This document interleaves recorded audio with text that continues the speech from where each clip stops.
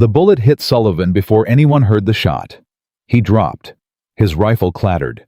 His body folded like something inside him had simply stopped believing and standing up. Ensley Grant stared at the weapon on the ground. She was a supply specialist. She counted ammunition. She did not fire it. 40 enemy fighters were moving through the dark toward 7 American lives. Nobody else was in position. She picked up the rifle. If this story moves you, subscribe. Stay until the end and drop your city in the comments. I want to see how far this story travels. The last thing Ensley Grant logged before the world came apart was a discrepancy of 43 rounds in a crate marked M855A1. 43 rounds. She had written it down in the precise mechanical handwriting that her supply sergeant had once called the neatest thing in this entire theater of war. She had circled the number. She had made a note to reconcile the count in the morning. She never got to reconcile it. The first explosion hit the eastern ridge at 22:17 hours, and the sound of it rolled through the valley like God clearing his throat. Ensley's head came up.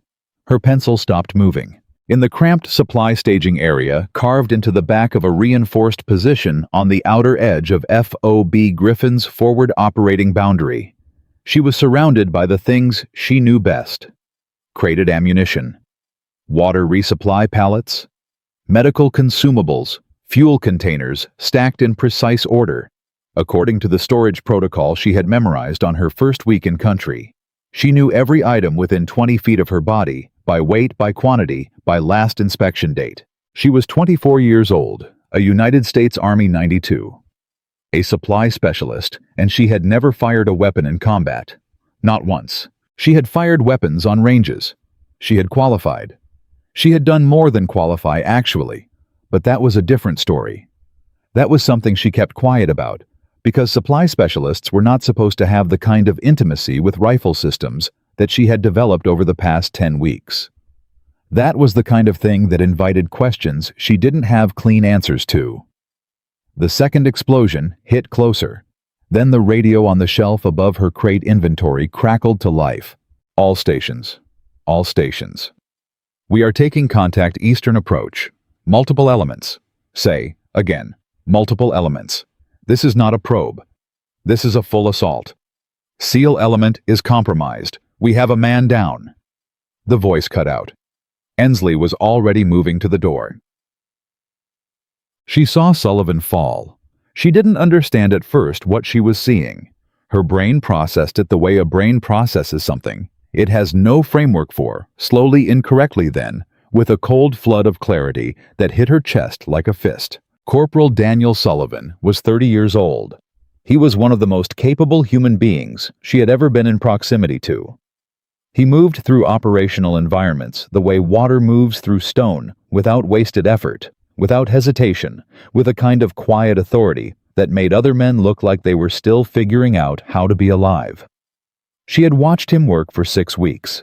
She had handed him equipment, logged his unit's supply requests, stood in the same doorways, and eaten in the same mess, and nodded at him in the particular way that people nod when they are in a dangerous place together, and words feel insufficient. She had never told him she thought he was extraordinary. It had not seemed like relevant information at the time. Now he was on the ground. His right shoulder had been opened by something traveling faster than sound, and the way he was holding his arm against his chest, the way his face had gone the color of old concrete. Ensley had seen enough training casualties to know that his body was in the early stages of shutting down non-essential systems. He was alive. He was functional. He was not going to be able to put his eye behind a scope. His M110 semi-automatic sniper system lay on the ground beside him. The radio traffic behind her was overlapping now, multiple voices cutting over each other. PKM emplacement, northeast. They've got a PKM. Bravo element, fall back, fall back. We've got fighters moving on the left flank. Somebody cover the left flank. Doc, I need Doc up here. Sullivan's down. I need Webb now. Ensley counted without meaning to, the way she always counted. It was not a decision. It was the way her mind worked. Her father had once told her that some people are born with a clock inside them, and the clock never stops. Hers ran numbers instead of time. 40 fighters. Approximately. broken into what sounded like three elements based on the radio traffic. 2 PKM heavy machine gun emplacements. The distinctive sound of the PKM was one she had learned to identify, because Master Sergeant Morse had made her learn every weapon system in theater, because you never know what you'll need to know, and she had hated him for it at the time, and was not capable of hating him for it now. 7 Americans in the kill zone. 1 sniper rifle on the ground. She walked toward it. Grant. Sullivan's voice was gravel and effort. He had pushed himself up against a concrete barrier, his good hand pressed hard against the wound in his shoulder, his face a study in controlled pain. "Grant, what are you doing?" It was not a question. It was a warning. "I'm picking up your rifle," she said. "You're a 92A. "I'm aware." "Grant, Sullivan." She crouched next to him and looked him directly in the eye and said the next words with the flatness of someone reading from a manifest. "You are hemorrhaging. You cannot work the bolt. You cannot stabilize the optic. I am the only person in this position who has logged time behind this specific system and is not currently bleeding out. I need you to tell me your last wind read, and then I need you to let me work." Sullivan stared at her for 2 seconds that felt like they had geological weight. 7 miles per hour, he said. "Shifting. From the north. It was variable 10 minutes ago. It might still be variable." "Thank you," she said, and picked up the rifle. The weight of it was familiar and not familiar. The way a word sounds wrong when you say it too many times, she knew this weapon had fired. This weapon had disassembled and reassembled it in low light. With her eyes halfway closed, had learned its particular personality under Master Sergeant Callahan Morse's patient, and occasionally volcanic instruction over 10 weeks of training that had started as a quirk and ended as something else entirely. But she had never held it while real men with real weapons were moving toward her in the dark. Her hands were steady. She noticed that distantly, the way you notice something about another person. Her hands were steady, and her breathing was even, and the part of her mind that was capable of registering surprise registered it briefly and then filed it away, because surprise was not useful right now. What was useful? Elevation. She needed elevation. She moved. "Grant," Sullivan's voice behind her. "Spotting for me," she said, not turning around. "Can you—" A pause. Then the sound of him adjusting, repositioning, forcing his body into something operational despite everything it was telling him. "Yeah," he said. "I can do that." "Good."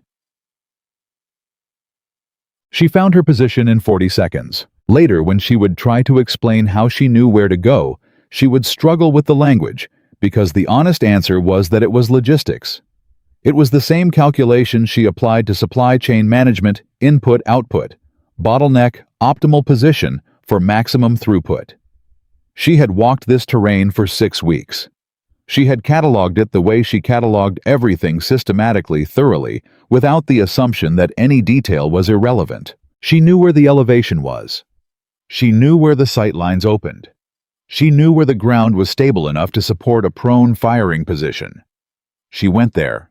She settled. The rifle came up. The scope was familiar. The reticle was familiar. The mathematics of what she was about to do was familiar in the way that things become familiar when you have spent 10 weeks doing nothing else. Windage elevation, distance, target movement, trigger control, breath cycle. Master Sergeant Morse's voice lived in her head with the specificity of a haunting. "You're not pulling the trigger, Grant. You're allowing the rifle to fire. There's a difference. Pulling implies impatience. You're not impatient. You're a logistics specialist. You understand that everything arrives when it's supposed to arrive." She had thought that was the most pretentious thing anyone had ever said to her. She thought about it now and felt something that was almost gratitude. "PKM team." Sullivan's voice came through low, controlled, closer than she expected. He had moved. She realized he had dragged himself into a position where he could see. "Northeast, approximately 280 meters. They're setting up on the high ground." She found them. 2 men. One on the weapon, one feeding the belt. Moving with the confidence of fighters who believed they had fire superiority. They were not wrong, or they had not been wrong until 30 seconds ago. The wind shifted. She waited. The wind steadied. She did not pull the trigger. She allowed the rifle to fire. The first shot went exactly where she intended it to go. The radio changed after that. Not immediately, there was a half second of nothing. The kind of nothing that happens when an event is too large for the brain to process in real time, and then the voices changed. The panic frequency dropped. Something more organized moved into the space the panic had been occupying. What was that? PKM is down, say again. PKM is. Where did that come from? Who's shooting? Whose? Garrett, this is... She recognized the voice that cut through Lieutenant Commander Derek Garrett.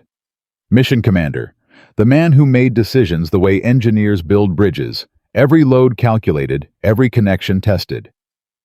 Report. Who do we have on Overwatch? Sullivan's voice strained but present. Garrett, this is Sullivan. I'm down. Grant has the rifle. Silence. Not the silence of a radio problem. The silence of a very senior officer processing information that did not fit his operational model. Grant, Garrett said. The supply specialist. Affirmative. Another silence. Shorter. How many rounds does she have? Sullivan almost laughed. Ensley heard it, the breath of it, the involuntary, almost laughter of a man who had been doing this long enough to recognize the exact moment when the situation became something worth telling stories about. Sir, Sullivan said, she's the supply specialist. She knows exactly how many rounds she has.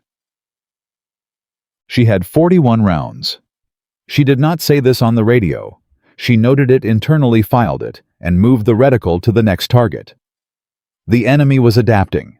She could see it. The flanking element that had been working the western approach had paused after the first shot, recalibrating, trying to locate the new threat. They were good. She respected that without allowing the respect to become anything that would slow her down. Respect was information. Information was useful. The flanking element had a man who moved differently from the others. Faster, more deliberate, more purposeful in his direction. The man who moves like he knows where he's going is the man who is most dangerous because he has a plan, and plans left uninterrupted tend to succeed. She interrupted his plan. Second shot. The flanking element stopped. They're pulling back on the western approach. Garrett's voice, something new in it. Not surprise. Garrett did not do surprise, but something calibrated, something recalibrated. Grant, I need you to hold Eastern fire for 60 seconds. I'm moving Bravo element to use the opening. Can you give me 60 seconds? Roger, she said. 60 seconds. She tracked movement-logged positions, made calculations about where the enemy would attempt to reconsolidate. The second PKM team had gone quiet. Either they had relocated, or they were waiting for her to reveal her position by firing. Waiting for her to fire first was the correct tactical decision. She did not fire. She waited. At 47 seconds, the second PKM team moved. She understood why later. 47 seconds of silence from an unknown sniper position creates a specific kind of pressure, the pressure of not knowing if the threat has relocated, if the threat is acquiring your position, if the moment you commit to your own reestablishment is the moment you become visible. They moved too early because waiting is harder than acting when you cannot see what's waiting for you. She saw them move. She let Garrett's element clear the lane. At second 61, she fired. Well, Sullivan said afterward that he had never seen anything like it. He said this not with the inflation of a man building a story, but with the quiet specificity of someone reporting an observation. He had been a Navy SEAL for 8 years. He had worked with some of the most skilled shooters in the United States military. He had his own opinions about what precision under pressure looked like, what it sounded like, what it felt like to be near someone who was performing at the exact edge of their capability and not breaking. He said it didn't look like the edge, it looked like logistics. She wasn't fighting the rifle, he told Marcus Webb while Webb was working on his shoulder. She wasn't fighting herself, she was working a problem, like she was running an inventory. like every shot was an item on a list, and she was just moving through the list. Webb, who had his own relationship with controlled action under pressure, paused what he was doing and looked out toward where Ensley was still in position, still working. "Someone trained her," Webb said. "Someone trained her," Sullivan agreed. But that's not all it was. The firefight lasted 11 minutes. In 11 minutes, Ensley Grant fired 19 rounds. Of 19 rounds, 17 were decisive, meaning they resulted in the neutralization of a target or the disruption of an enemy action that, uninterrupted, would have resulted in American casualties. She didn't know that yet. She wouldn't know that until the debrief. She wasn't counting outcomes.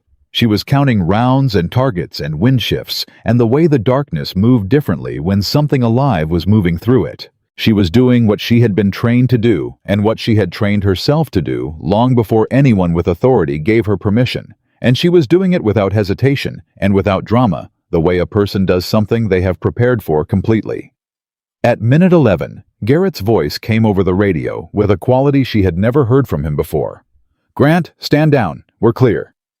She didn't move immediately. She stayed in position and did a final scan left to right slow, systematic the way you conduct a final inventory before signing off on a manifest, because you don't close the count until you're certain the count is right. The count was right. She lowered the rifle. Her hands, she noticed again, were still steady. Maud. She walked back to Sullivan. He was sitting up straighter now, Webb working on him with the focused efficiency of a man who was very good at what he did. Sullivan looked at her when she came back, looked at the rifle, looked at her face. "You okay?" he asked. It was a real question, not a formality. He asked it the way people ask it when they know the honest answer might not be simple. Ensley thought about it for a moment.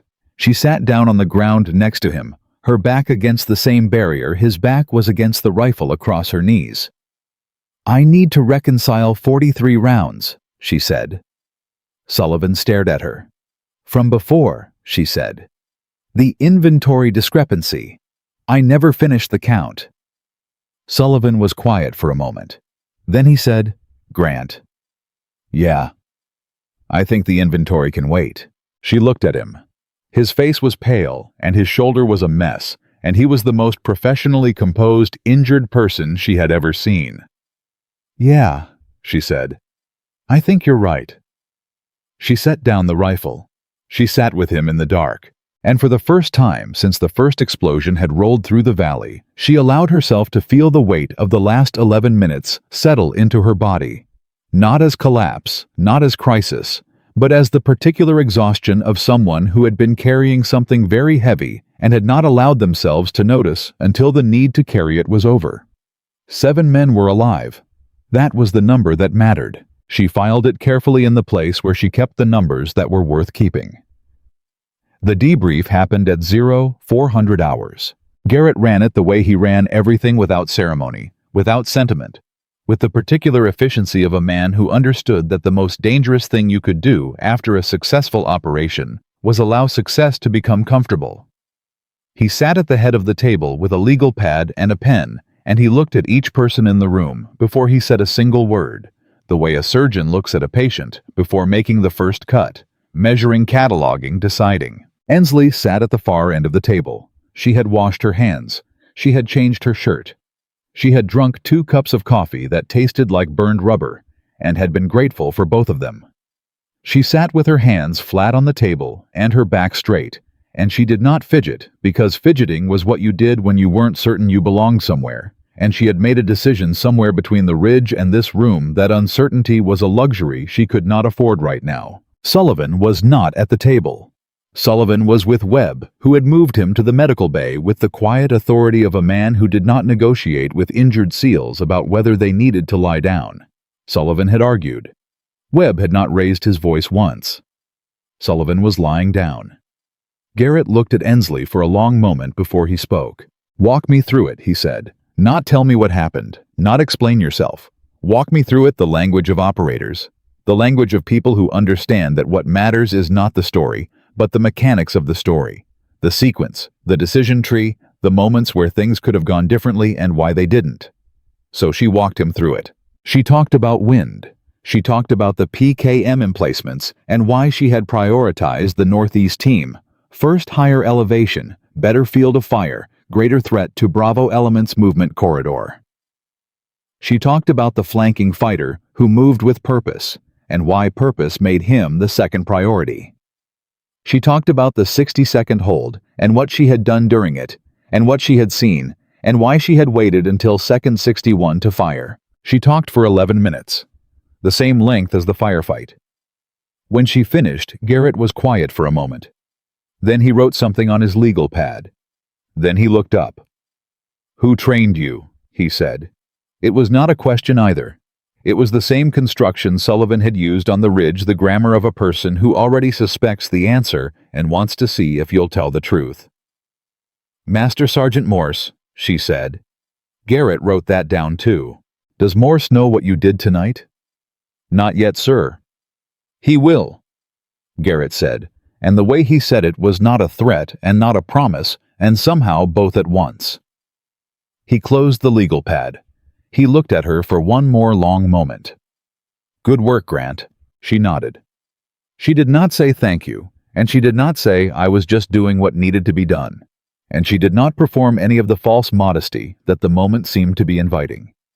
She nodded because the work had been good, and she knew it, and pretending otherwise would have been its own kind of dishonesty. "Dismissed," Garrett said. She stood. She picked up her coffee cup.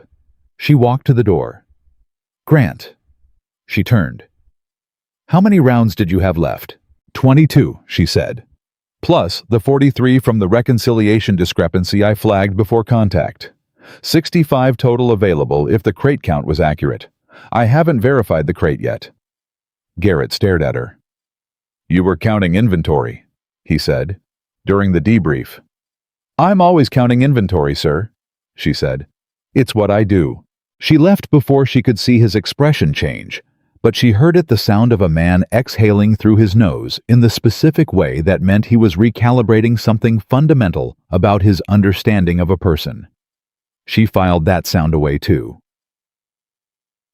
10 weeks earlier, she had not wanted to be there. That was the honest truth, and Ensley Grant had a constitutional inability to be dishonest with herself, so she held it without flinching. She had not wanted to be in Master Sergeant Callahan Morse's unofficial, unauthorized, entirely off-the-record sniper familiarization program. She had not asked for it. She had not applied for it. She had not done anything except be observed by a man who watched people the way she watched inventory, with total attention, without announcement, cataloging everything. Morse had found her on the range during a standard qualification shoot. She had gone 9 for 10 at 300 meters in a 20-knot crosswind, with a rifle she had never fired before, using a position she had adjusted herself without instruction, breathing with the mechanical regularity of someone who had simply decided that her body would cooperate. The 10th round had been a deliberate miss. She had done it without thinking about it, a half-second of instinct that told her a perfect score from a supply specialist would invite questions, and questions would invite complications, and complications were inefficient. Morse had been standing behind her. "You missed on purpose," he said. She had not turned around. "I don't know what you mean, Sergeant." "Yes, you do." He had walked around to her left side and crouched so that his face was level with hers, and looked at her with the particular expression of a man who has found something unexpected in a place he wasn't looking. "Where'd you learn to breathe like that?" "Montana," she said. "My father." "Your father a shooter?" "My father is a rancher," she said. "In Montana, those are the same thing." Morse had been quiet for a moment. Then he said, "I want you in the pit tomorrow morning. 0500. Don't tell anyone. I'm a 92A sergeant. I count ammo. I don't shoot it." "You do both," he said. "You've just been doing one of them quietly." He stood up. 0500. Bring your logbooks. I want to see how your mind works before I teach it anything new." She had almost told him no. She still wasn't entirely sure why she hadn't.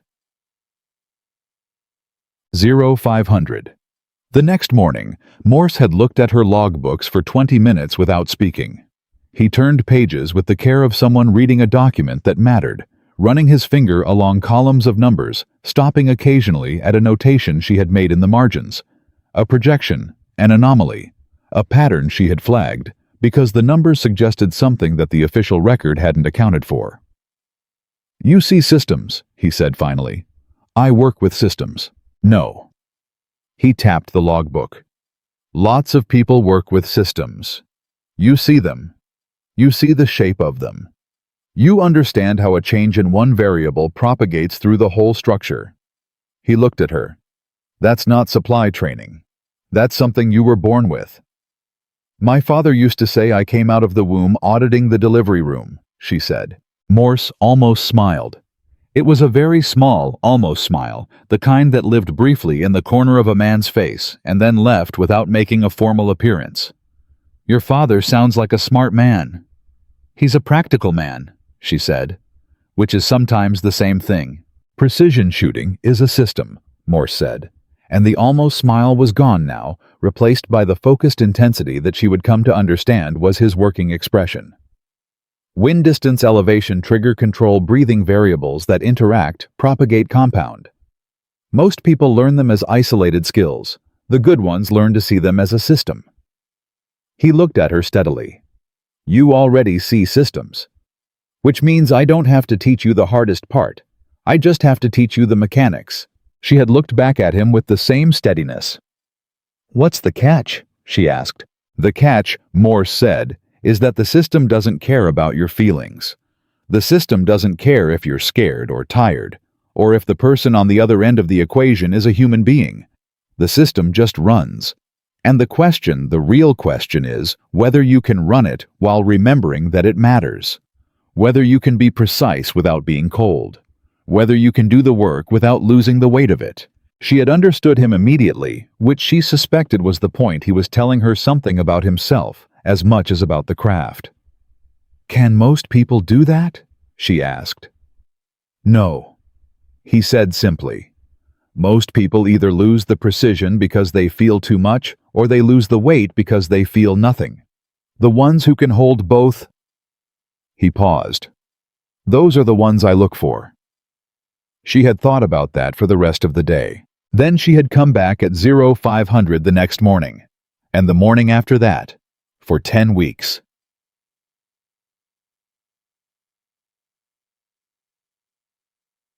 Morse did not go easy on her. She had expected something that looked like accommodation, like a training program adjusted for the novelty of her presence, and she had prepared herself to be mildly insulted by it. Instead, he had given her the full weight of what he knew delivered, with the directness of a man who respected her too much to soften it. The first week was mechanics. She stripped and reassembled the M11 until her fingers found the components without her eyes, until the sequence was as automatic as counting, until the weapon's personality was as familiar to her as the weight of a supply manifest. Morse watched without comment, and corrected with one or two words: trigger finger position, breathing rate, recoil, anticipation. He had a gift for economy of language that she found she respected enormously. The second week was distance. 300 meters, then 4, then 5, then 8. Each increment, a new conversation between her eye and the reticle, her lungs and the trigger, her calculations and the actual behavior of a round moving through imperfect air. She missed shots.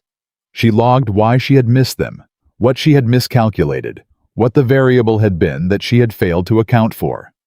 "You're logging your misses," Morse said one morning, looking at her notebook. "I log everything," she said.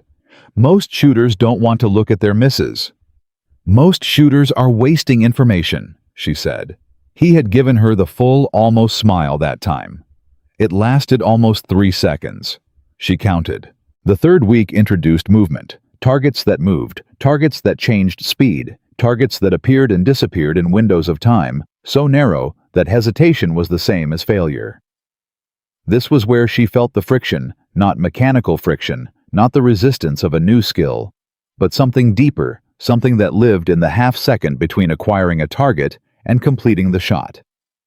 Something that asked a question, she did not have a comfortable answer to. She came to Morse with it on a Thursday afternoon, which was unusual because she was not someone who came to people with things. She generally worked problems internally, solved them privately, presented only conclusions. "There's a delay," she said. "Half a second, maybe less. But it's consistent, and I can't eliminate it." Morse looked at her for a moment. What happens in that half second? She thought about how to answer honestly. "I see the target as a problem. And then for half a second it becomes something else. And then it becomes a problem again." "What does it become in that half second?" She met his eyes. "A person." Morse nodded slowly. He didn't look surprised. He didn't look concerned. He looked like a man who had been waiting for this exact conversation. "Good," he said. She stared at him. "Good. The delay isn't a malfunction, Grant. It's a feature. It's your moral architecture doing its job." He leaned forward slightly. "I don't want to train that out of you. I want to train you to work with it, to move through it without letting it become paralysis, to acknowledge it and keep going, because the acknowledgement is what makes you different from a machine and different from the shooters who eventually break under the weight of what they've done because they never let themselves feel it in the first place." She sat with that for a moment. "How do I do that?" she asked. "You already know how," he said. "You do it the same way you run an inventory. You account for every item. You don't pretend anything isn't there. You look at it, you record it, you make sure it's counted, and then you keep moving because the mission doesn't wait for you to finish grieving." She had carried that with her every morning after. She had held it against the half-second delay, and she had found that it didn't eliminate the delay, but it changed the texture of it, turned it from obstacle to acknowledgement, from hesitation to something that felt strangely like integrity. By week 7, the delay was a feature. Morse had been right. He was often right. She found that annoying and essential in equal measure. Week 8 was the simulation that she had not forgotten and would never forget. Morse had constructed a scenario with moving targets, a timed exfil, a mock casualty, a communication disruption, and an ammunition constraint that required her to make decisions about prioritization that were not comfortable decisions. He had run it twice. On the first run, she had prioritized the targets in the wrong order, tactically efficient but operationally wrong, because she had not accounted for the way the enemy element's coordination would be disrupted by a different sequence. 7 mock casualties. American side. She had stood in the aftermath of the simulation and looked at the numbers and felt something she didn't have a clean word for. "Run it again," she said. "You know the scenario now," Morse said. "The value of the second run is limited." "I need to run it again," she said. He had looked at her for a moment. Then, "Why?" "Because I need to know that the right sequence is in my hands," she said. "Not in my head, in my hands. I need to run it until my hands know it the way they know the manifest." He had let her run it again. Second run, 0 casualties. "Your hands know it?" he asked afterward. "My hands know it," she said. He had nodded once. "Good, because knowledge that lives only in your head is philosophy. Knowledge that lives in your hands is capability." He paused. "And in this business, capability is the only currency that matters."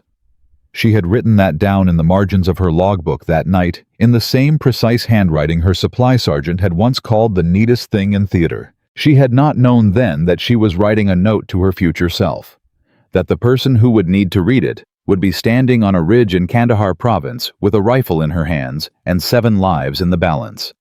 She knew it now. Back in the present, the sun was beginning to define the edges of things when Webb found her outside the medical bay. She had gone to check on Sullivan. The duty nurse had informed her with the cheerful firmness of someone accustomed to not being argued with that Sullivan was sleeping, and that sleeping Sullivan was not a Sullivan available for visitors. Ensley had accepted this without argument, which the duty nurse had found visibly surprising, and she had sat down outside the door instead, her back against the wall, her logbook open on her knee. Webb sat down next to her. He was a large man. Marcus Webb, not in the aggressive way, but in the way of someone who had simply been built generously by biology and had decided to use it carefully.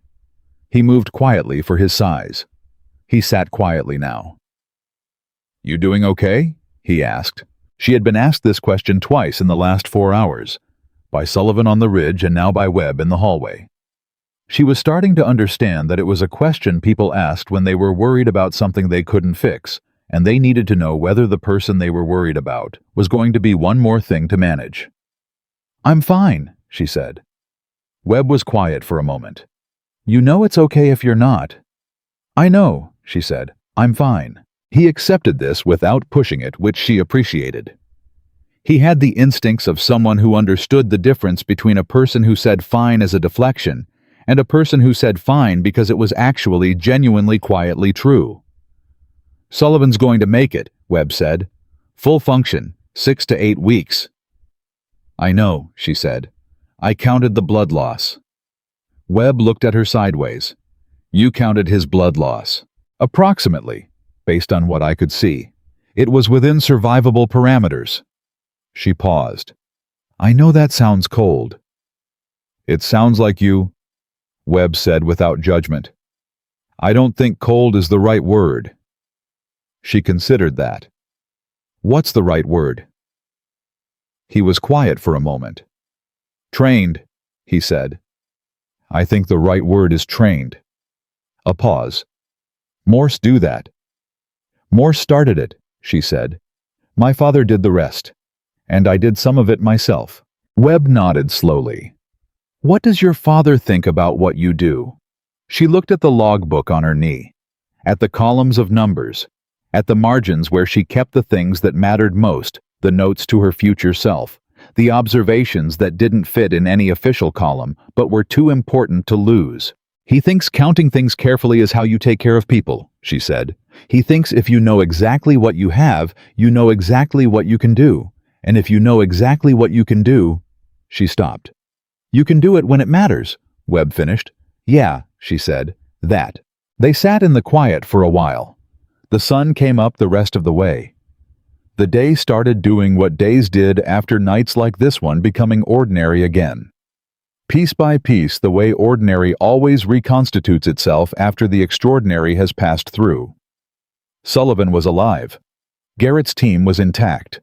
7 men had walked out of a situation that at 22:17 hours the night before had looked very much like the kind that nobody walked out of. Ensley opened her logbook to the inventory she had been running before the first explosion. She found her pencil. She reconciled the 43 rounds. The count was right. It had always been right. She had just needed to verify it. Morse arrived at FOB Griffin at 0900 hours. Nobody had called him. That was the first thing Ensley noticed when she saw him walking through the compound. He had not been summoned, which meant he had heard, which meant the story had already moved faster than she had expected. Stories to move. She was still outside the medical bay with her logbook when she saw him, and she watched him walk with the particular purposeful stillness that was his signature, and she understood immediately that this conversation was going to be different from the debrief with Garrett. Different from the quiet hour with Webb, different from anything that had happened since she had set the rifle down on the ridge. Garrett had asked about mechanics. Webb had asked about her well-being. Morse was going to ask about something else entirely. Something that lived underneath both of those questions, and she was not entirely sure she was ready to answer it. He sat down next to her without preamble. He did not look at her immediately. He looked at the logbook on her knee, at her hands, at the pencil she was still holding. Then he said, "Tell me about the second shot. Not the first. Not the sequence. Not the tactical decision-making or the wind call or the prioritization logic. The second shot. The flanking fighter who moved with purpose." She understood why he had chosen that one. "He was moving fast," she said, "more deliberately than the others. He had a direction, and he was committed to it." "What did you think when you acquired him?" She was quiet for a moment. Honest silence, not evasive silence. "I thought that he reminded me of you," she said. Morse turned and looked at her then. His face did not change dramatically, but something shifted in it, something behind the eyes, Some small recalibration. In what way? He said. He moved like someone who had a plan, like someone who had thought about where he was going before he started moving. She paused. You always move like that. Like you've already walked every possible route in your head before your feet start. Morse was quiet for a long moment. And you fired anyway, he said. Yes. How long did it take you to move through it? She knew exactly what he was asking. The half-second delay. The moral architecture doing its job. The moment where the target briefly became something other than a problem. Half a second, she said. Same as training. Maybe slightly less. Why slightly less? Because I didn't have the luxury of slightly more, she said. And because... She stopped. Because what? He said. The same voice he used when she was working a difficult shot and he needed her to stay present. Patient, but precise. Because I had already done the accounting, she said. I had already counted what was on the other side of not firing. 7 Americans. 2 of them injured. A mission that ended as a rout instead of an extraction. I had already run that inventory before I allowed the rifle to fire. And when I was in the half-second, the accounting was already done. I just had to live with the answer. Morse looked at her for a long time. I've been doing this for 19 years, he said quietly. I have trained 11 people the way I trained you. 7 of them became exceptional shooters. 4 of them became something rarer than that. He paused. What you just described, that accounting, that pre-commitment to the weight of the decision before the decision, I have tried to teach that. I have never successfully taught it. The people who can do it came in with it already. He paused again. Your father taught you more than I did. My father taught me to count carefully, she said. You taught me what the counting was for. Morse was quiet again. The kind of quiet that felt full rather than empty. Then he said with no setup, with no warning, Garrett is recommending you for formal sniper school. The world stopped for a half-second. Not the moral half-second, a different kind. The kind where your brain receives information that it did not have a prepared framework for, and it has to build one from scratch in real time. I'm a 92A, she said. You were a 92A, he said. What you are now is a question that the Army is going to have to answer, because the answer they have on file is no longer accurate. She looked at her logbook, at the inventory columns, at the margin notes. I don't want to stop doing supply, she said, and the words surprised her by being entirely true. I don't want to pretend the last 2 years didn't happen.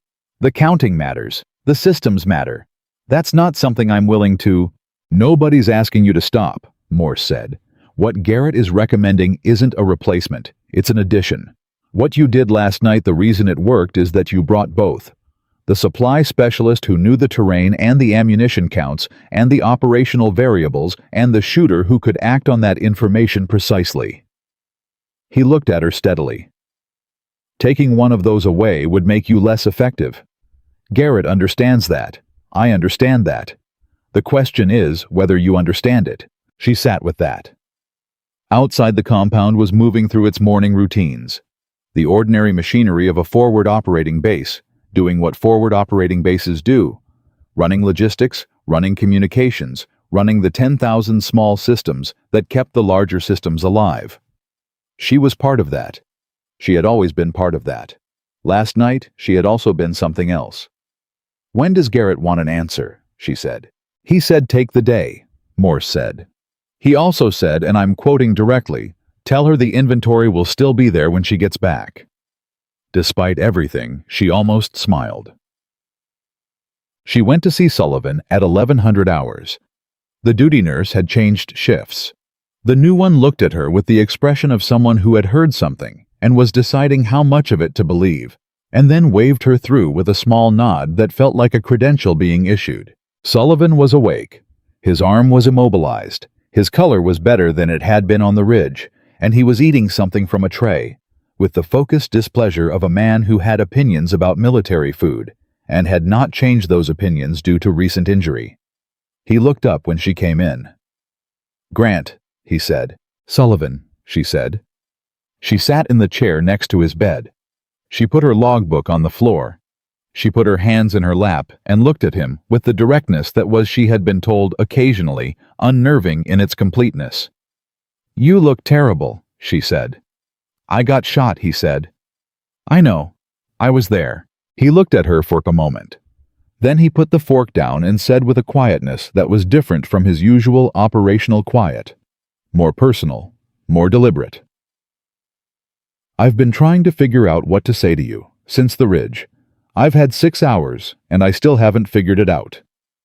You don't have to say anything, she said. I know I don't have to. He paused. That's not the point. She waited. When I went down, he said slowly, the first thing I thought, and this is the truth, Grant. This is not the version of the story where I'm calm and professional. The first thing I thought was, we're done. Not, I'm done. We're done, the whole thing. I did the math in about half a second, and the math came out wrong, and I thought, that's it. 7 people, and I can't. He stopped, looked at his immobilized arm. And then you were there. I was already there, she said. I was 20 feet away the whole time. I know. He looked at her. That's the thing I keep coming back to. You were 20 feet away the whole time, and I never factored you in. As a variable. As a capability. He shook his head slightly. I knew you were there. I knew you had training. Morse had mentioned it once in a way that I filed away as background information. But when the math came out wrong, it didn't occur to me that the equation wasn't finished. She understood what he was saying. He was not apologizing. Sullivan was not someone who apologized for professional blind spots, because professional blind spots were information, not offenses. And you responded to information by updating your model, not by performing regret. He was telling her what he had learned. The equation wasn't finished, she said. No, he said. It wasn't. He paused. It's finished now.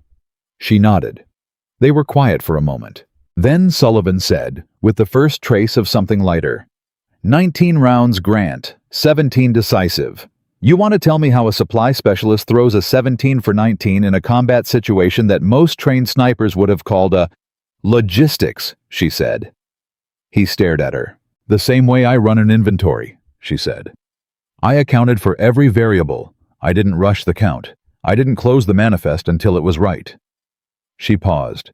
The rifle is just a system, and I understand systems. Sullivan was quiet for a moment.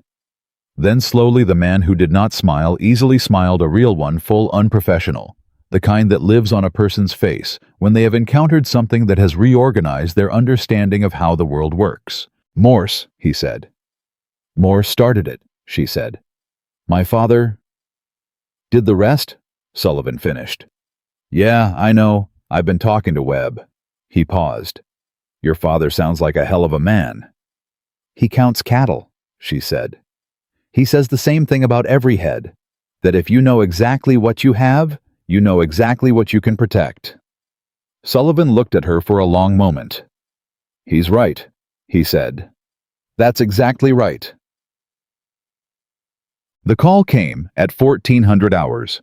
She was back in the supply staging area, running a physical count of the M855A1 crates, when Garrett's runner found her and said with the breathlessness of someone who had jogged across the compound, Commander Garrett wants you in the briefing room, ma'am, now. She noted her count position in the logbook. She capped her pen. She followed the runner. The briefing room held Garrett Morse and a face she did not recognize, a colonel by his rank insignia, with the particular bearing of someone who operated 3 or 4 levels above the immediate operational environment, and had descended to this one for a specific purpose. The colonel's name was Reston. He did not introduce himself with warmth. He introduced himself with the efficiency of a man for whom introductions were administrative, not social.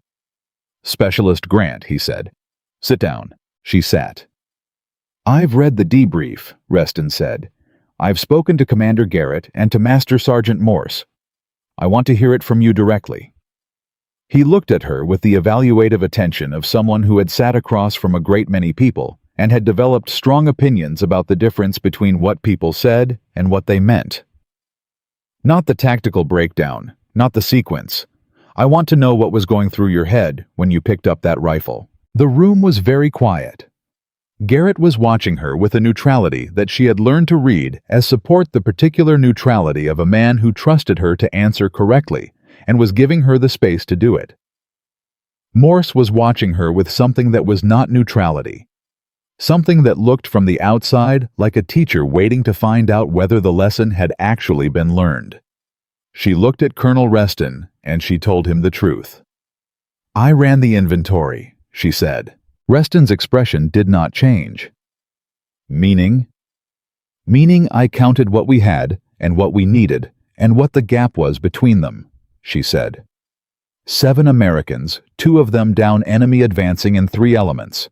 1M110 on the ground. 1 person in position with the training to use it. She paused. The inventory came out one way. I responded to the inventory. You didn't hesitate, Reston said. It was not entirely a question. I'm a supply specialist, she said. Hesitation costs lives. I've known that since my first week in country. The mission doesn't wait for you to feel ready.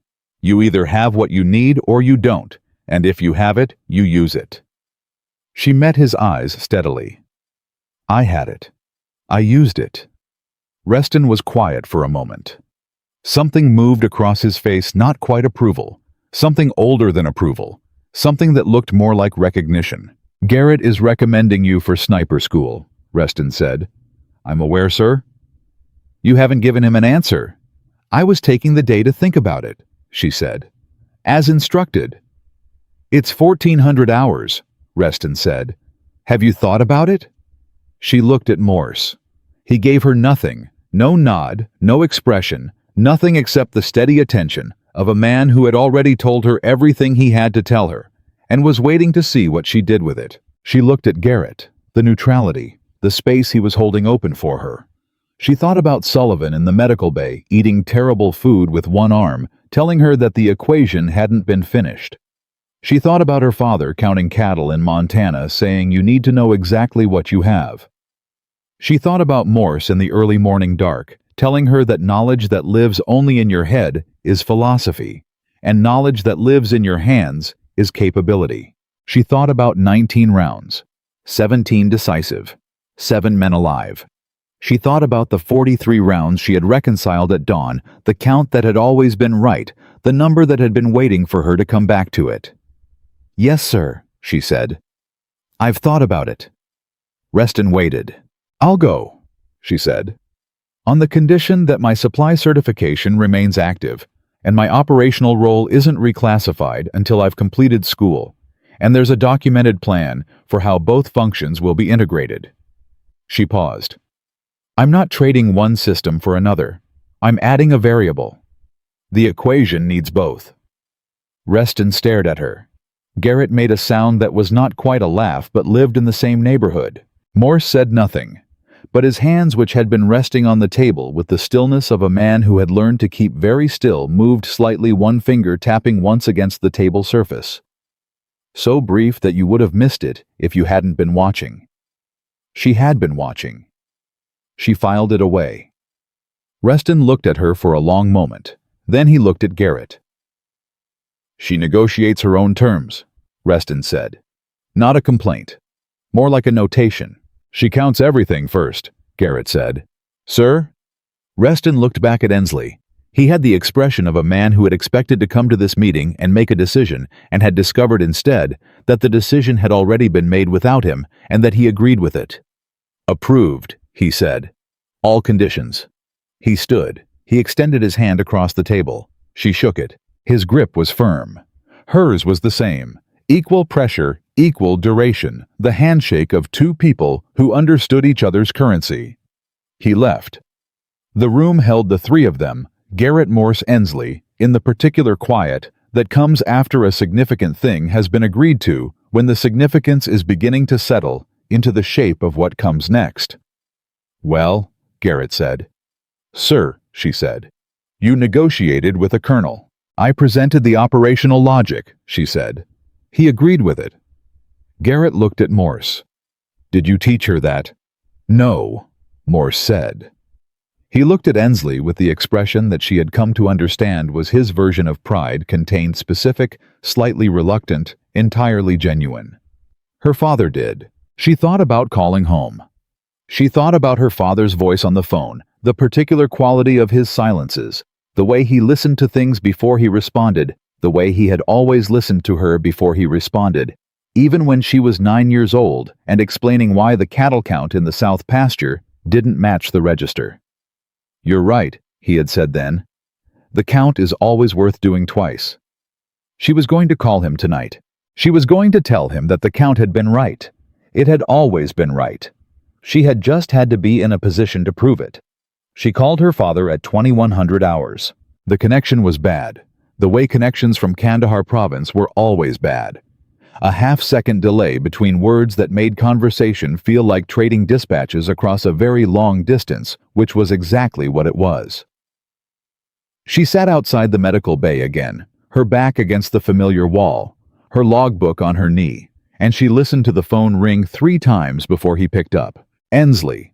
Just her name. The way he always answered like he had been expecting the call and was confirming the caller, not greeting them. "Dad," she said. A pause.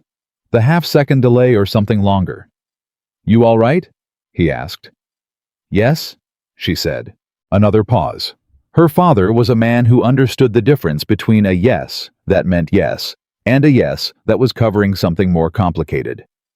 He had 5 seconds of silence before he spoke again, and in those 5 seconds, she could hear the particular quality of his listening, active patient running the count. "Tell me," he said. So she told him. Not everything operational security was not a concept she treated loosely, but the shape of it. The ambush. Sullivan. The rifle on the ground. The 11 minutes. She told it the way she had told Garrett the night before, without inflation and without minimization, the flat, honest architecture of what had happened. Her father was quiet through all of it. When she finished, the silence lasted long enough that she checked the connection. "Dad, I'm here," he said. His voice had a quality she could not immediately name. Not surprise, not fear. She had already told him she was all right, and her father was a man who believed the first true thing he was told. Something else. Something that sounded underneath the steadiness, like a man sitting very still inside a very large feeling. "You did what you had to do," he said finally. "Yes," she said. "And the men, the 7. All of them," she said. "All 7. The silence again. This time she recognized it. She had heard it once before, the night she had called from basic training to tell him she had passed her qualifications, the night the silence had lasted exactly as long as it took for a practical Montana rancher to allow himself one private moment of something that looked like pride before the practical man returned. "The count was right," she said softly. She heard him exhale. One long, controlled breath, the breath of a man releasing something he had been holding. "The count is always right," he said, "if you do it properly. You taught me that." "You taught yourself," he said. "I just handed you the clipboard." She pressed her free hand flat against the logbook on her knee. At the columns, at the margins, at the count that had been reconciled at dawn and filed in its correct place in the record. "They're sending me to sniper school," she said. Her father was quiet for a moment. "Is that what you want?" "Yes," she said. And then, because it was her father, I negotiated the conditions. He made a sound that was unmistakably a laugh. Short, genuine, the laugh of a man who was not surprised and was not trying to hide that he was not surprised. "Of course you did," he said. "I'm keeping the supply certification," she said. "Both systems. Active." "Good," he said. "You don't walk away from a system that works." "No," she said. "You add to it." They talked for another 20 minutes, about nothing operational, about the ranch, about the south pasture count, about the fence line on the north property that had been needing repair since April and that her younger brother had apparently been creatively avoiding. Normal things. Grounding things. The inventory of a life that existed outside this compound, outside this war, Outside the 11 minutes that had changed her professional trajectory, and had not, she was discovering, changed the fundamental shape of who she was. She was still the person who counted things carefully. She had just proven that careful counting in the right circumstances could be the most lethal skill in the room. The formal documentation came through 4 days later. Ensley was in the supply bay running a routine reconciliation when the runner appeared for the second time in a week. Same runner, same slight breathlessness, though this time the expression on his face was different. Not urgency, something that looked more like the specific excitement of someone who was carrying news that they understood was significant. "Commander Garrett's office, ma'am," the runner said. "When you have a moment." She noted her position, capped her pen, followed him. Garrett's office held more people than the last meeting. Garrett, Morse, Webb. And Sullivan, who was in a chair rather than standing his arm in a sling, his color fully restored, wearing the expression of a man who had been permitted to leave the medical bay on the condition that he did not do anything that could reasonably be described as operational. He was also wearing a look that told her he knew what this meeting was about, and had been waiting for it with the patience of someone who was not naturally patient, but had decided the occasion warranted the effort. "Grant," Garrett said. He had a folder on his desk. He slid it across the surface toward her without ceremony. "Official record." She picked it up, opened it, opened. The first page was a memorandum of operational actions. Her name, the date, Kandahar Province. A formal description of the events of the night that read, in the careful neutral language of military documentation, like a completely different story from the one she had lived. The same facts, the same sequence, but wrapped in the clean official grammar that turned human experience into institutional record. 17 decisive engagements, mission preservation, prevention of catastrophic unit loss. The second page was the recommendation for the Army Commendation Medal. She read it twice, the way she read everything important, once for information, once for verification. "This is accurate," she said. "I know it's accurate," Garrett said. "I wrote it." She looked up. "I mean the count. 17 decisive. The characterization of the tactical impact." She paused. "Some of these reports I've seen supply action reports where the numbers were adjusted for presentation." "I don't adjust numbers," Garrett said flatly. "No," she said. "I know. I've worked with your unit for 6 weeks." She set the folder down. "Thank you." "Don't thank me," he said. "The record documents what happened. That's not a favor, that's an obligation." He paused. "The medal is Thursday. Reston will be there." She nodded. Then Sullivan said from his chair, with the particular timing of a man who had been waiting for exactly the right moment to speak, "There's something else." Everyone in the room knew what it was. She could tell by the quality of the quiet, the waiting quiet, the kind that meant information was about to shift the shape of something. Garrett picked up a second folder. Thinner. He slid it across. She opened it. Fort Benning, United States Army Sniper School, official enrollment documentation. Her name. Her rank, and then below her current rank in the box labeled training track, a notation that made her go still. It said pilot program. Integrated specialty retention. "That notation," she said carefully. "That's not standard." "No," Morse said. He spoke for the first time since she had entered the room, and he spoke with the economy she had come to depend on.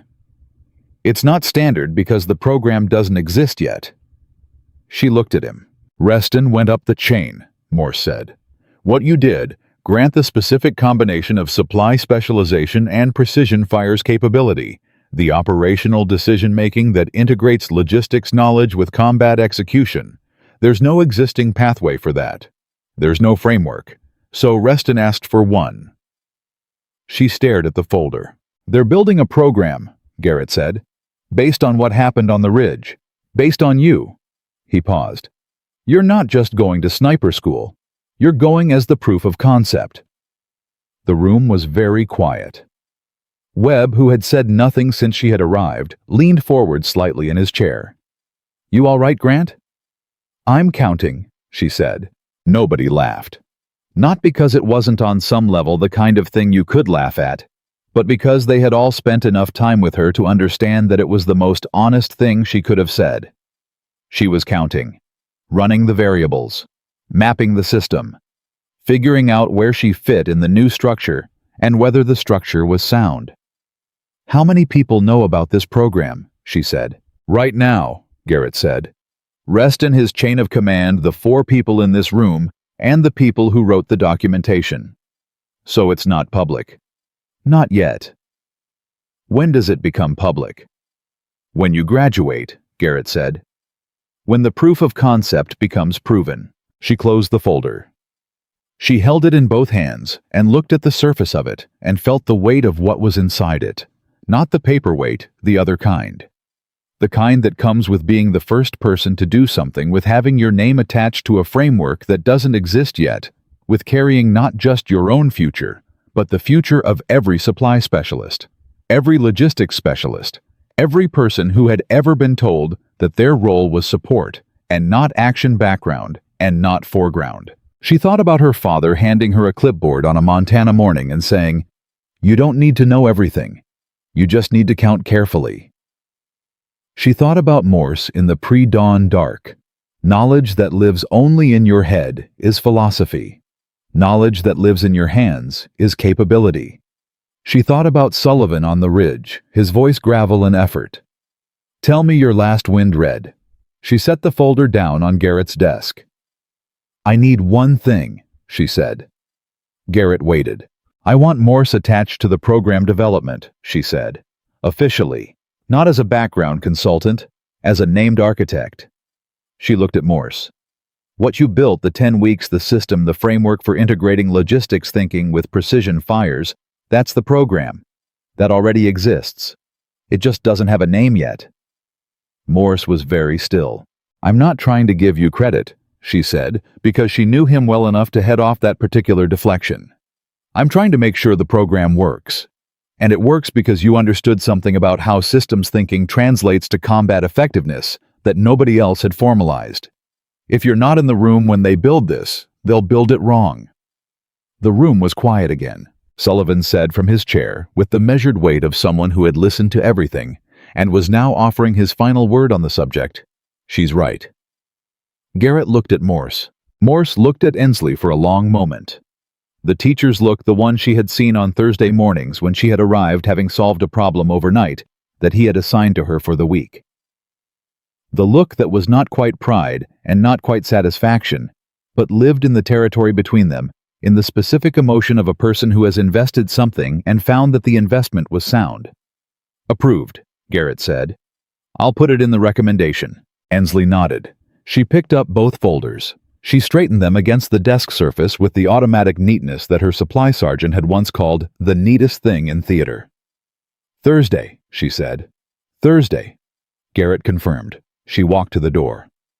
"Grant," Sullivan's voice. She turned. He was looking at her with the direct, unguarded quality of a man who had decided that a particular professional moment warranted a personal word. The SEAL who had told her in the medical bay that the equation hadn't been finished. "For what it's worth," he said, "I finished updating my operational model." She understood what he meant. She had been entered into his internal inventory of capabilities, not as a background variable, not as a support element, but as a primary factor.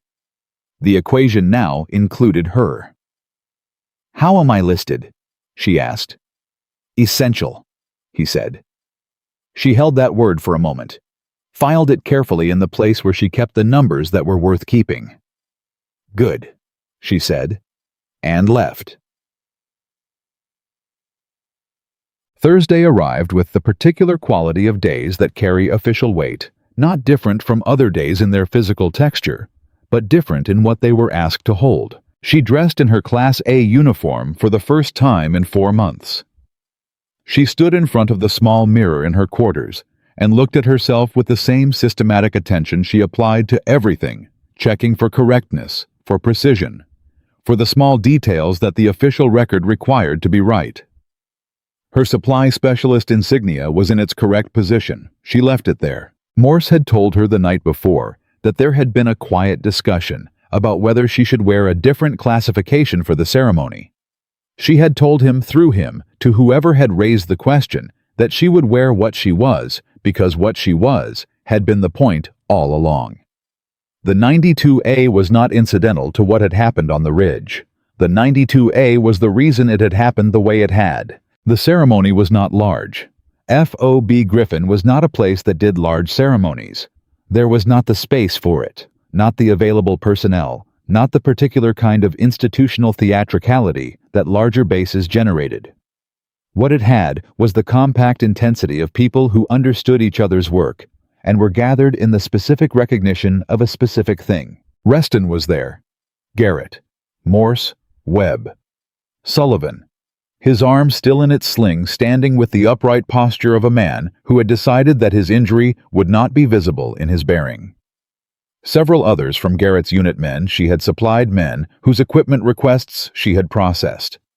Men who had nodded at her in the same doorways and now stood in a different configuration of understanding. Reston read the citation. She listened to it the way she listened to all formal documents, carefully checking for accuracy, noting the language. The language was precise. The characterization was accurate. The numbers were right. When Reston pinned the medal, he looked at her with the same recognition she had seen in his face at the negotiation meeting. The recognition of a person who had encountered something they had not fully anticipated. "Well done, specialist," he said. "Thank you, sir," she said. He stepped back. Garrett stepped forward. He did not have an official role in this part of the ceremony, but he was there in front of her with the quiet authority of a man who commanded both by rank and by the specific weight of having been present on the night that generated this moment. "The Army is going to be better at what it does because of what you did," he said. Not loudly, not for the room, for her specifically. She held his gaze. "So will I," she said. He nodded once, the nod of a man who believed the statement and was recording it as true. Later, when the ceremony had completed its official functions and had dissolved into the less formal gathering that always followed these things, coffee conversation, the particular loosening that happens when institutional structure relaxes slightly, Webb found her standing at the edge of the group, her logbook in her hand. "You're not going to put the medal in the logbook," he said. "No?" she said. "Medals go in the official record." "What goes in the logbook?" She looked down at the open page. At the margin where she kept the things that mattered most, the notes to her future self, the observations that didn't fit in any official column. She uncapped her pen. She wrote 3 words in the margin in the precise handwriting that her supply sergeant had once called the neatest thing in theater. The count mattered. She capped the pen, closed the logbook. Webb read it over her shoulder and was quiet for a moment. "Your father's going to want to know about this," he said. "I'll call him tonight," she said. "What are you going to tell him?"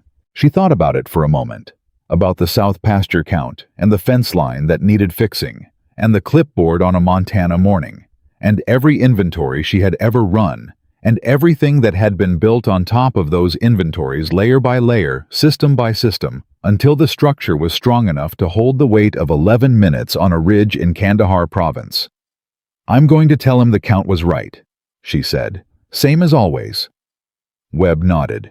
Across the room, Morse was talking to Sullivan. They were standing with the ease of men who had arrived at a mutual understanding about something she could tell by the angle of their bodies, the particular quality of the conversation, the way 2 people stand when they are no longer negotiating but simply confirming what they both already know. Sullivan caught her eye across the room. He raised his coffee cup. She raised hers. It was not a celebration exactly. It was something more specific than that, the acknowledgement between 2 people who had been in a dangerous place together and had come out the other side with their count intact, with every variable accounted for, with the manifest closed and signed and filed correctly. 7 men alive. The count was right. She had always known it would be. She left Kandahar on a Tuesday. The flight out was the same as every flight out of forward operating bases, utilitarian, loud, stripped of anything that wasn't structurally necessary. She sat with her ruck between her boots and her logbook on her knee, and she watched the other passengers the way she always watched things cataloging without announcing the catalog. 2 personnel rotating out. 1 contractor. 1 man in civilian clothes who had the particular bearing of someone who had spent a long time in uniform and had not entirely stopped. She opened her logbook to the last entry. The count mattered. 3 words in the margin written Thursday evening after the ceremony. She had looked at them every day since then, not because she needed the reminder, but because she was the kind of person who verified things she already knew, who ran the count twice, not out of doubt, but out of discipline. The count had mattered. The count would keep mattering. She closed the logbook and looked at nothing for the rest of the flight. Fort Benning was a different kind of weight. Not heavier than Kandahar, different in composition. Where Kandahar had been the weight of immediacy of consequence, measured in minutes and meters. Fort Benning was the weight of institution of history, of a building that had processed generations of soldiers and had its own opinions about what precision looked like and how it was earned. She checked in on a Wednesday morning. The sergeant at the processing desk looked at her, MOS 92A supply specialist, and then looked at her enrollment documentation, and then looked at her face with the expression of a man whose internal inventory had just thrown a discrepancy. "There's a notation here," he said. "Pilot program." "Yes," she said. "Integrated specialty retention." "Yes." He looked at her for another moment. "We've never had a 92A in this program." "I know," she said. He stamped her paperwork. He handed it back. He looked at her one more time with the expression still unresolved on his face, the discrepancy still not reconciled, and then he said, "Welcome to Benning Specialist." "Thank you," she said, and meant it precisely as much as was warranted, which was not nothing, but was also not everything. She walked in. The first person she met in her assigned cohort was a staff sergeant named Delacroix, who was from Louisiana, and had the easy sociability of someone for whom strangers were simply friends, whose names he didn't know yet. He introduced himself in the first 30 seconds with the enthusiasm of a man who found his own introduction genuinely interesting. "Delacroix," he said. 11 Bravo. 3rd time applying for this program. "You—" "Grant," she said. 92A, 1st time. Delacroix stared at her. "Supply," he said. "Supply," she confirmed. He looked at her for a moment with the specific expression she had come to recognize and had decided to treat as information rather than offense, the recalibration expression, the face of someone updating their model without sufficient data yet to complete the update. "Huh," he said. "Yes," she said. "You any good?" She thought about 11 minutes on a ridge, about 19 rounds and 17 decisive, about 7 men who had walked out of something that had looked at 2,217 hours like the kind of thing nobody walked out of. "I'm adequate," she said. Delacroix laughed a full, generous laugh, the laugh of a man who appreciated understatement even when he wasn't sure yet whether it was understatement or honest self-assessment. "I like you, Grant," he said. "You don't know me yet," she said. "No," he said. "But I have good instincts." She filed that away. She would verify it later. The first week of formal sniper school was mechanics the same way Morse's 10 weeks had begun with mechanics. She recognized the structure immediately, the same architecture, the same sequencing, the same understanding that you built the foundation before you built the house. She moved through it with the efficiency of someone revisiting familiar territory, not rushing, not performing, simply working. The instructors noticed on day 3. The lead instructor was a sergeant first class named Parrish, who had the flat-eyed evaluation of a man who had been watching people learn for long enough to know the difference between someone who was performing competence and someone who was demonstrating it. He pulled her aside after the afternoon range session. "You've done this before," he said. "Informally," she said. 10 weeks of unofficial familiarization training before deployment. Parrish looked at her with the expression of someone recalibrating. "Who ran it?" "Master Sergeant Morse," she said. Something moved across Parrish's face, recognition, and something adjacent to respect. Callahan Morse. Yes. He trained you personally. Yes. Parrish was quiet for a moment. And then you used it. Once, she said. In country. Under contact. He looked at her for a long moment. She held the look without shifting, without the false modesty that the moment was still occasionally inviting, without the inflation that the other side of false modesty would have been. The pilot program, he said. Integrated specialty retention. Yes. Reston's program. Morse's program, she said. Reston gave it a name. Parrish almost smiled. And you're the proof of concept. I'm the first run of the inventory, she said. The program's validity depends on the count being right. He looked at her for one more moment. Then he said, Don't be informal here. Not for my benefit. Not for the cohort's benefit. Not for any reason. You go through this the same way everyone else goes through it. You earn this the way everyone else earns it. You understand? Completely, she said.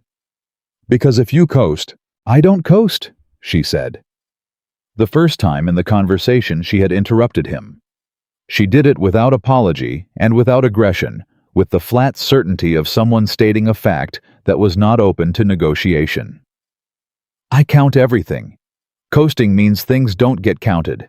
I don't leave items off the manifest. Parrish looked at her. Morse teach you to talk like that, he said. My father, she said. He walked away without another word.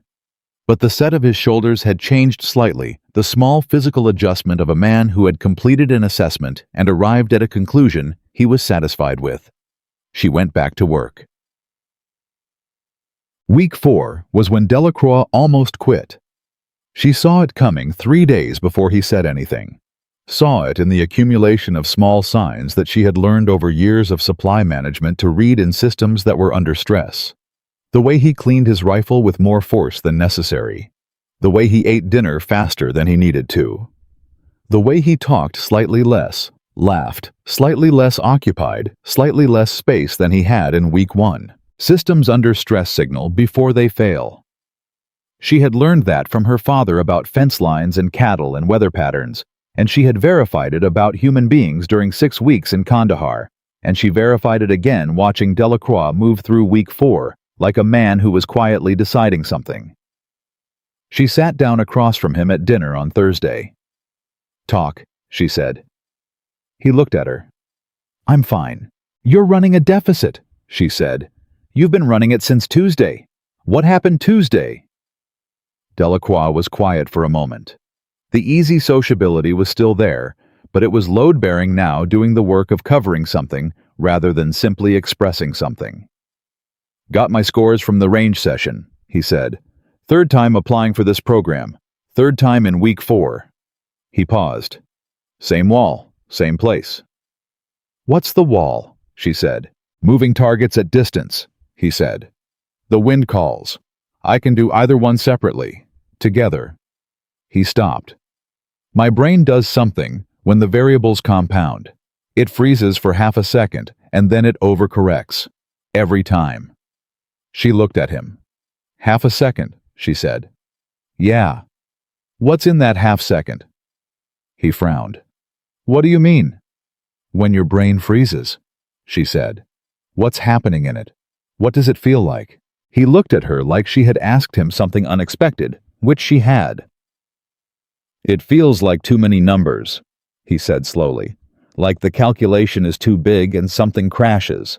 No, she said. The calculation isn't too big. You're doing the calculation wrong. She leaned forward slightly. You're trying to solve all the variables simultaneously. Wind and movement and distance at the same time. Your brain is trying to run one equation with everything in it, and it's choking on the load. Delacroix stared at her. Run it as a supply chain, she said. A what? A supply chain, she said. Not one equation, a sequence of dependent variables. Distance first, that's fixed, that's your baseline inventory. Then wind, that's your logistics variable. It affects the route, but not the destination. Then movement, that's your timing variable. It tells you when the window opens. She paused. You're not solving a problem. You're running an inventory in sequence. First this, then this, then this. The brain doesn't crash on sequences. It crashes on simultaneity. Delacroix was very still. Run it as a sequence, she said, every time, until the sequence is in your hands, not your head. He looked at her for a long moment. Morse teach you that, he said. No, she said. I figured that out on a ridge in Kandahar with a man bleeding next to me and 40 fighters in the dark. She paused. It works. He picked up his fork. He ate for a moment in silence. Then, how come you're the proof of concept for this program and not the instructor? Because I haven't graduated yet, she said. And after you graduate, she thought about what Morse had said at Phoebe Griffin, about knowledge that lives in your hands, about capability being the only currency that matters. After I graduate, she said, the program gets a second data point, and a third, and eventually the count will be large enough to draw a conclusion. And what's the conclusion? He said. That this works, she said simply. That supply specialists, logistics specialists, support role personnel, that systematic thinking under pressure is a transferable combat skill. That the people who were told they were background are capable of being foreground when the situation requires it. She paused. That every role matters. That the inventory always mattered. Delacroix was quiet for a moment. Your father teach you that, he said. He started it, she said. The army finished it. He nodded slowly. Then he said with the returning ease of a man who had been close to a decision and had walked back from it. Okay. I'll try the sequence. Try it on the range tomorrow, she said, and log the result. Good or bad, log it. You always log everything, he said. Everything is data, she said. Data is how you know what to fix. He almost laughed. You're exhausting, you know that. I've been told, she said, by people who later found it useful. Delacroix ran the sequence on Friday. She watched him from her own position, which was not something she would normally have divided her attention to do. But she had invested something in this, and she wanted the data. She watched him acquire the target, watched the small stillness that preceded the shot. Not the freeze, not the crash, but something deliberate, sequential, the visible difference between a mind running one equation and a mind running three in order. He fired, hit. He fired again on the next target. Hit. He didn't look at her afterward. He logged his results the way she had told him to in the systematic way, and then he cleaned his rifle with the normal amount of force for a man who was not quietly deciding to leave. At dinner, he sat across from her and said without preamble, "It worked." "I know," she said. "You could see it. From your shoulders," she said. "The freeze shows in the shoulders. Today, they were different." He stared at her. "You watched my shoulders during the range session." "I watch everything," she said. "It's what I do." He shook his head slowly. The easy sociability fully restored the full generous laugh back in its correct position. "Grant," he said. "When this program gets a second data point, I want to be it." She looked at him. "You want to apply?" she said. "I'm an 11 Bravo," he said. "But I think systematically, always have. People in my unit think it's weird." He paused. "Maybe it's a feature." She thought about Morse in the pre-dawn dark. The people who can hold both those are the ones I look for. "It's a feature," she said. "Document it. Write down what you changed this week and why it worked. You'll need that record." "For what?" "For when the program needs evidence," she said. "For when someone asks whether it transfers to other specialties.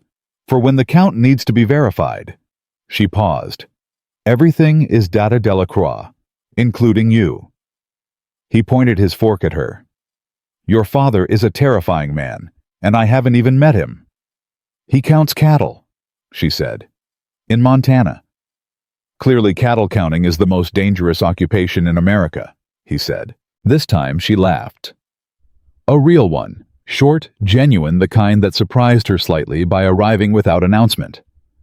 The kind that meant something had relaxed, some internal inventory had been closed correctly, some manifest had come out right. She graduated on a Friday in March. The sky was the particular pale gray of early spring in Georgia, and the air had the cold edge of a morning that hadn't decided yet whether it was going to be a good day or just a clear one. She stood in the formation with the rest of her cohort Delacroix to her left, two others to her right, and she listened to the ceremony, the way she listened to all ceremonies, carefully checking the record against the reality. Parrish read the cohort's performance summary. He read it without editorializing in the flat official grammar of institutional documentation, and she listened to her own name in it, with the same systematic attention she had given to the citation at FOB Griffin. The numbers were right. When Parrish came to her specifically, he paused in a way that was not part of the official text. A beat of silence that was deliberate, that the assembled personnel could feel as deliberate, that had the quality of a man departing briefly from the script to say something the script did not contain. Specialist Grant, he said, is the first 92A in the history of this program. She is also the first soldier enrolled under the Integrated Specialty Retention Track, a pilot program that will, based on the evidence of this cohort, be expanded to include additional MOS designations beginning in the fall cycle. He paused. She graduated in the top 5% of her cohort. She also taught one of her cohort members a targeting methodology that Sergeant First Class Delacroix subsequently used to resolve a persistent accuracy deficit that had prevented his qualification in 2 prior attempts. Delacroix, to her left, exhaled quietly. Parrish looked at her. The Army is better at what it does this morning than it was yesterday. That's the standard. That's the only standard that matters. He paused one more time. Well done, Specialist. She did not say thank you. She nodded the same nod she had given Garrett at FOB Griffin, the nod of a person who knew the work had been good and did not need to perform humility about it. After the ceremony, Morse called. She had not known he would call, had not known he was tracking the timeline closely enough to know the date, though she should have known because Morse tracked everything with the same systematic attention she had inherited from him and from her father, and from some combination of nature and discipline that had made her who she was. You graduated, he said. Top 5%, she said. I know, he said. Parrish called me. She had not known that either. She filed at the image of Parrish, who had told her to go through the program exactly like everyone else, quietly calling the man who had first found her on a range in Kandahar to tell him that the thing he had started had finished correctly. The program is being expanded, she said. I know that too, Morse said. Reston sent the documentation this morning. Fall Cycle 3 additional MOS tracks. A pause. They want me to write the curriculum framework. She was quiet for a moment. Then, are you going to do it? I already started, he said. The day after you left Kandahar. A pause that was more specific, dense, and deliberate. I've been running the count since then. She understood. He had been documenting what he had built, formalizing what had existed only in practice, and in her margins turning 10 weeks of unofficial training into a framework that could be taught and replicated and verified. Is the count right? She asked. The count, he said, is right. She stood with that for a moment. With the fullness of it, not the weight this time, but the fullness. The difference between weight and fullness was the difference between something you carried and something you built, and what she had helped build was not a burden. It was a structure. It was a system. It was the kind of thing that, once built correctly, could hold more than the person who built it, could support people who hadn't been born yet, could run long after the hands that first assembled it had done something else entirely. Delacroix found her after she hung up. He was wearing the look of a man who had just been told he was part of something larger than he had understood himself to be part of when he signed up for it. The program's expanding, he said. Fall cycle, she said. They're going to need more proof of concepts, he said. More data points. Yes, she said. You going to Fort Bragg? Precision fires element, she said. Assigned last week. He nodded. A pause. You're going to be good at that, he said. I know, she said. He laughed the full generous laugh, fully restored, operating at full capacity. You know what I figured out about you, Grant? Most people are either humble or confident. You're neither. "What am I?" she said. "Accurate," he said. "You're just accurate." She thought about her father on a Montana morning, handing her a clipboard. She thought about Morse in the pre-dawn dark, telling her that the hardest part was already in her. She thought about Sullivan on a ridge gravel-voiced, and certain tell me your last wind read. She thought about Garrett and Reston and Webb and every person who had been present for some part of the chain that had led from a supply staging area in Kandahar to a formation in Georgia on a pale March morning. She thought about 43 rounds and a discrepancy she had flagged before the world came apart, and how she had reconciled the count at dawn, and how the count had always been right. "Yes," she said. "That's right." She picked up her logbook from the bench where she had set it. She opened it to the last margin note, 3 words written Thursday evening after the ceremony at FOB Griffin carried through every day of sniper school, verified every morning, the way she verified every count. The count mattered. She uncapped her pen. Below those 3 words, in the same precise handwriting, she wrote 3 more. The count was right. She capped the pen, closed the logbook. She had always known it would be.